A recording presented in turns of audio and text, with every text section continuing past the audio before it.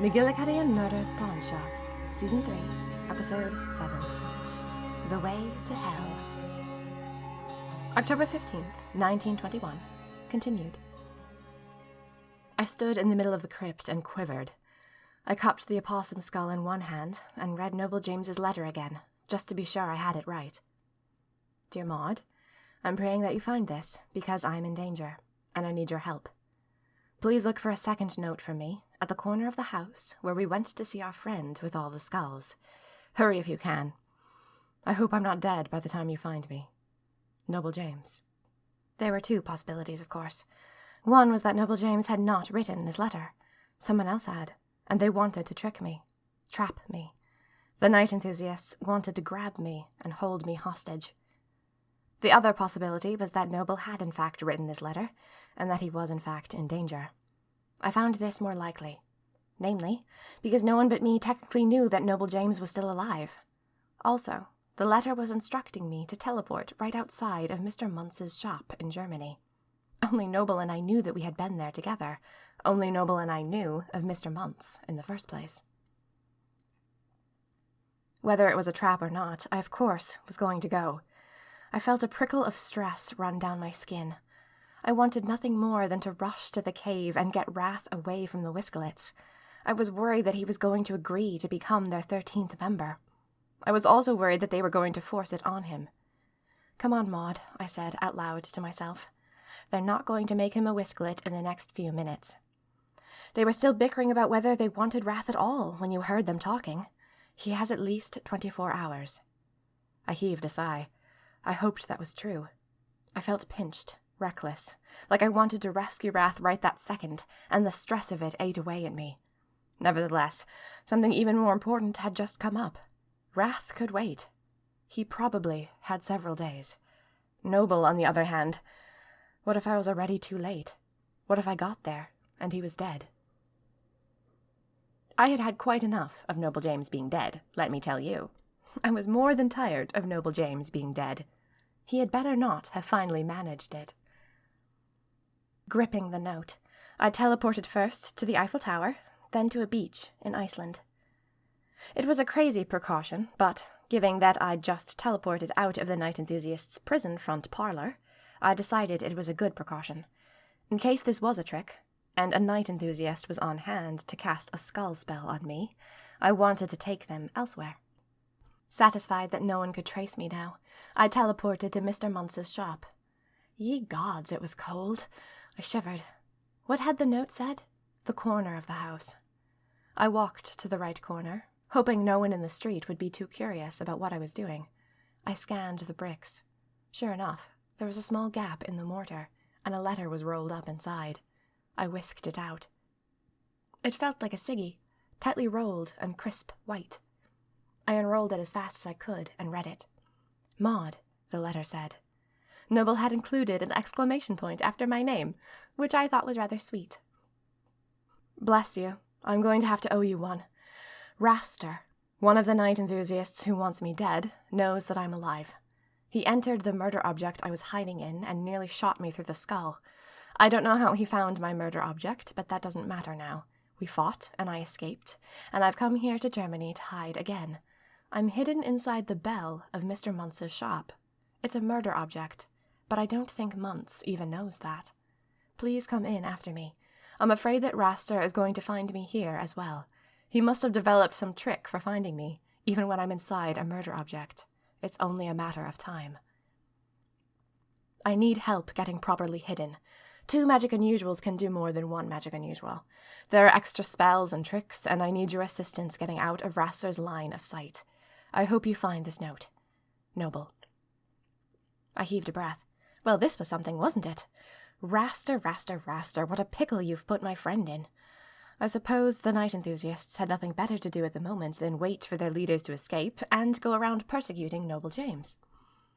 They must be furious that he'd infiltrated their secrets, pretended to be one of them. It was not good that they knew he was alive. Being dead is an excellent hiding spot. Now he didn't have that anymore. I hoped he was still alive.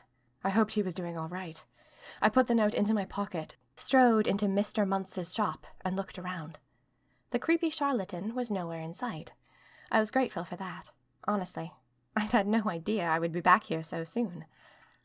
I stepped right up to the bell, touched it with the tip of my finger, and entered the murder object. As soon as I teleported, I felt like sneezing.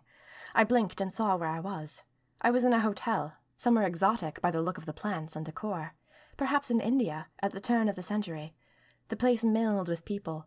Well-dressed staff rushed to and fro with luggage and carts of silver food dishes. I was nearly whisked into Kingdom Come by a bellboy with a rack of suitcases. I stepped to the side, aware that I was wearing the wrong fashion for this era. I wondered who had died here. Had someone been shot in the front room of this hotel? I could see the little golden bells, just like the murder object I'd used, up at the front desk. Mr. Muntz had clearly acquired one of them. Since Noble was inside the murder object, he'd started moving time forward. Whoever had died had clearly been carted away, and the blood scrubbed off. You would never know it for a murder scene now. I wondered if Noble had arrived seconds after the spurt of blood. Noble. Where was the man? I ducked off the carpeted walkways into the sitting area of the lobby. Men were drinking tea and reading papers, and one glanced up at me disapprovingly. I do confess I rolled my eyes. I had better things to do than worry about whether or not this man thought I was peculiarly dressed. Just then I spotted Noble. My heart rushed up in relief. He'd gotten a job as a bellboy. Very, very clever. That meant he had meals and currency and a place to sleep while he was inside this murder object. He was currently answering a question for a well-dressed couple. I stood and waited, itching to talk to him, while the woman adjusted her fur ruff. The couple walked away, and Noble turned and saw me. The look of relief on his face was priceless. He sidled towards me and said in a low, flirtatious voice, "May I help you with anything, madam?" I sighed and smiled into his eyes. "Well, yes, you can," I said. "I'm afraid that all the men here think that I'm a prostitute, due to the nature of my short skirts." Noble snorted a laugh and looked down at the carpet. "May I entice you into a broom closet?" he said. "Sir," I said, "despite appearances, I am not looking for any liaisons in broom closets." "Stop making me laugh," Noble said. "It's unseemly for bellboys to be laughing at cute young women." "Oh!" Noble James thought I was cute. Well, I was cute, but he'd noticed. I was all right with that. I smirked. "Well, right. Where can we talk?" "A broom closet," Noble said. I wasn't joking. He extended his arm, as if showing me the way to something. I walked with him around the corner, and he quickly whisked both of us into a stuffy little closet under the stairs. "Well," Noble said, "thank God you're here. That didn't take long at all." "I'm afraid I have an ulterior motive," I said. "I was looking for you because I need help." "Because adventure is breathing down your neck again," Noble said. "Is that it?" "Exactly," I said. "You are a marvel," Noble James said. "Thank you." "What's going on?" "Wrath," I said. "I found him, and I need help rescuing him from a very complex pickle." "Right," Noble James said. "But first we're going to solve your problem," I said. "What do you need?" "Well," Noble said, "I could keep hiding here. You could grab the golden bell from Mr. Muntz's shop, with me still hidden inside, and then you could keep it in your pocket." "I could indeed," I said. "But I don't like that plan," Noble said, "because I think Raster has developed a way to track me, even through murder objects. Which means he would find you eventually, and probably try to kill you." "I can just keep teleporting away from him," I said. "I don't love that plan," Noble said, "as I've mentioned. We could also hide the bell inside a second murder object, then hide that murder object inside the secret base, putting a total of 3 layers between me and Raster." "That's not a bad plan," I said. "Then I could visit you whenever I wanted and bring you food." "Sure," Noble said, "but the problem with that is I worry that Raster's magic will eventually break through, and then I've compromised not just your safety, but the secrecy of our entire operation. We cannot let them find the base." "It's probably too many layers," I said. "I don't think he'd be able to find you. Besides, what if this new magic he has can find anyone, even if they're hidden in a murder object? What if Raster is going to use it to track all of us straight to the secret base anyway?" Noble nodded. "The thing is," he said, "Raster has some of my blood, from when he stabbed me that time under the bridge. I think that might be how he's doing it." I said. "I'm still going to add capturing Raster and putting him in prison to my to-do list." "Not a bad plan," Noble said, "but see, We can't control whether or not Raster breaks into the pawn shop on his own. We can control whether or not I try to hide there and lead him there myself. Those are my only two ideas, and I don't like either one of them. I was hoping you had a better plan. We need to put you somewhere Raster can't access, I said. Murder objects aren't good enough. We need to hide you somewhere magic unusuals can't normally access. Can we set up some kind of barrier? The night enthusiast kept us out of their secret tunnel because we had whole souls. Could we do the opposite? Could we create a hiding spot where you can't enter with a damaged soul? I've never heard of anything like that, Noble said. If there's a magic unusual out there who has that power, they would be difficult to find in time.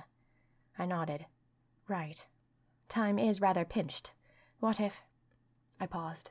Suddenly, I got it. Oh, Noble, I said. What? Oh, wow. I don't love your tone, he said. Your tone, he said. You sound sort of simultaneously amazed and terrified, which means you found a solution, but the solution is ghastly. That's exactly right, I said. What is it? Noble said. It's where we're going, I said. We can kill two birds with one stone. If you come help me on my adventure, then I'll have automatically gotten you where you can hide. But it isn't safe. Or is it? Noble said. It's the cave where the plague mask birds live, I said. They're called whiskalets. But they have an entire city in this cave off our world somewhere. I think it's off our world because you cannot teleport in or out. But you can get in, I think, using a magic symbol. I've done it once before. And you can use murder objects to get out of their world. But the danger, Noble said, is that I would be constantly hiding from these things. I nodded. When they approach, the lights go out. So you would always know they were coming. Their world is huge as well, and I think you could hide there for a year without them ever coming near you. But I worry that they can smell humans. I worry that they'll catch on and update their magic and make it impossible for you to leave. It's a horrible place, Noble. It's like a dank hell of luxurious isolation. A dank hell of luxurious isolation, Noble said. Yes. But in theory, if I saw them coming and I used a murder object, I would be able to escape. Yes, I said, unless they change their magic. Noble tilted his head. And it's those plague mask things that live there. Yes, I said. Ugh, he said. But Raster couldn't get in. No magic unusual can get in without the magic symbol, I said, and I think I'm the only one in 1921 who knows about them. I shivered then, thinking about Mora. She and Wrath had been engaged. She had been on the side of good. If she was alive and well, why didn't the pawnshop know about her symbols, about her unique magic unusual power? I would need to track down what had happened to her, when I had a minute to spare. So Raster wouldn't be able to find me, Noble said, but the death to all mice birds might. If you decided to hide there, I said, the first thing I would do, after getting Wrath back, is to find Raster and put him in prison. Then I'd come to get you, and you could return to the normal world. Assuming Raster hadn't passed on his neat little trick to the rest of the night enthusiasts, Noble said. I'll solve this for you, I said, I swear. I will make it safe for you to live in the regular world. Noble nodded. I know you will. And I will need you to. I can't rescue myself when I'm hiding. I would need you to solve it, Maud. I can, I said. I really believe I can. But for now, Noble said, all I can do is hide. And I think your place is the right solution. I think I should hide in the cave. I swallowed and nodded. It would buy us a little time. It would, Noble said. So, let's get out of this broom closet, and let's go to the cave and go get Wrath. That's the other thing, I said. I was going to bring Octavia and Scotland along, too. A few more soldiers in case things go wrong. But I realize you might not want anyone else in on your secret. Of you, being alive. Noble thought for a minute. I trust Octavia and Scotland, he said. It's honestly better, at this point, that a few others know about me. They can also help stop Raster once we've gotten Wrath back. And Noble, I said. I was also thinking of asking Ariana to come. He cocked his head. Really? She's not in a good place. She wanted to leave the Night Enthusiasts and join the side of good, but all we've done is punish her. She's trapped and miserable. If she comes on this adventure, she can't escape. She wouldn't be able to leave the Whiskalit world. but she would be able to help and be part of something. I think it would be good. Noble nodded. Do you think it's worth the risk? She's someone else I have to rescue, I said. He sighed. If you think you can trust her, he said, then I trust you. I'm all right with her knowing. I nodded. I think she should be given a chance, someone to be. I think this would help her spirits immensely. Noble nodded. Then we return to the base, fetch Octavia, Scotland, and Ariana, and I go to the Whiskerlet world. I nodded. You stay here, in this hotel. I'm going to steal Mr. Munce's bell and take it to Ariana's room. We'll all leave from there. All right, Noble said. Give me half an hour, I said. I'll fetch you when it's time. He shook my hand. Thank you, Maud. I can never thank you enough. Thank me, I said, when Raster is in prison and you haven't been gobbled up by Whiskerlets. Noble shuddered. Ugh, he said. Well, diary, I left Noble, snatched the bell from Mr. Munce's shop, and teleported back to the pawn shop. As soon as I had hurried down into the secret basement, I found Octavia and Scotland waiting for me. We've collected pocket-sized murder objects, Octavia said, and we're ready to go, as well as tiny jam jars for you to share your magic jelly. Good, I said. Let's teleport out of Ariana's room. I quickly explained my plan to them. They looked at each other uneasily. I don't like it, Maud, Octavia said. If I'm being honest, I don't like it. She has changed, I said. We won't give her her own jelly or a murder object. She'll have to stay by me in order to get out of the Whiskerlet cave. She won't be able to get out on her own. Scotland nodded. No, I like this plan. It's a risk, but you have to take risks when you're helping friends. Let's head to Ariana's room, set up the portal, and see if it works. I have one more surprise for you, I said, fingering the bell in my pocket. You do, Octavia said. Yes, I squeaked. You'll see when we get there. We made our way to Ariana's room. We told the guard that we were headed in for a visit and would probably be with Ariana for a while. The guard let us in cheerfully. Ariana jumped at the sight of us. What's going on? She said, as the door shut. Ariana, I said, there's a lot to explain. But we're here to rescue Wrath from an alien cave, and we wanted you to come along as part of the team. Her expression changed so much, it just about broke my heart. Really? She said. You want me to come? Yes, I said, but... And please understand, because you know where the secret base is. We can't risk you escaping. I trust you, but you're still a prisoner, and... I hated every second of this. We're not going to give you a method of escaping the cave yourself. You'll have to stick with one of us in order to get out. You can't teleport out of the cave naturally. Ariana's eyes darkened, but she nodded along thoughtfully. I see, she said. Well, I don't love it, but I understand. I know you need to do what you need to do. I'm willing. She reached out and took my hand. I felt a zap of electricity from her, and my heart jumped. I was reminded of the time I passed a nickel to her in the line at the sandwich shop. I'd thought I'd felt something strange at that first contact of our fingers, and at the time I thought it was because I was making her a magic unusual. Of course I wasn't. She had been both a magic unusual and a night enthusiast for years. But maybe there was something electric between Ariana and I, something that happened sometimes when we touched. You're all right with it, I said. I want to go on this adventure with you, Maud, she said. Let's go. I breathed a sigh of relief. One more thing to do then, I said. I went and fetched Noble from inside the murder object. When he returned with me, both Octavia and Scotland screamed. We had to rush to the door to assure the guard that we were fine. Once the shock was over with, everyone was thrilled to see Noble. He shook hands and hugged and briefly explained why he was pretending to be dead. Well, Scotland said, this day can't get any stranger. It's about to, I'm afraid, I said. Hoping that it worked, I got out my magic jelly. I passed some extra globs to everyone but Ariana, and then I drew a symbol of an eye on the wall. I concentrated on the Whiskerlet cave as I drew. The symbol started to glow, golden. Well, I said, if it works, follow me. I touched the symbol. With a whisk, I was transported, and I found myself in a familiar, dark world. It had worked. We had made it into the Whiskelet Cave. We hope you've enjoyed Season 3, Episode 7, The Way to Hell, of McGillicuddy and Murder's Pawnshop. McGillicuddy and Murder's Pawnshop is written and performed by Minerva Sweeney Wren, all rights reserved. Is your life plagued with vampires? Do they pop up at every corner?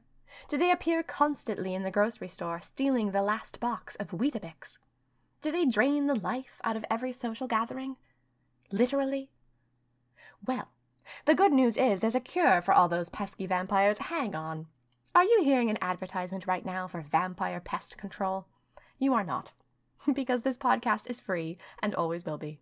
This podcast is advertisement free and always will be. However, there is a unique opportunity awaiting you if you become a $1 patron.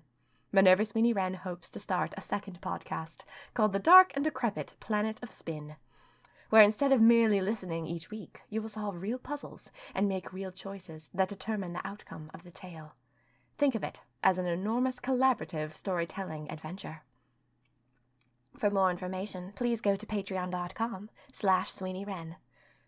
Please consider sharing this podcast with your friends. A post on the audio drama subreddit, an in-person recommendation, or a social media share do more to market this podcast than anything Minerva Sweeney Wren can do on her own.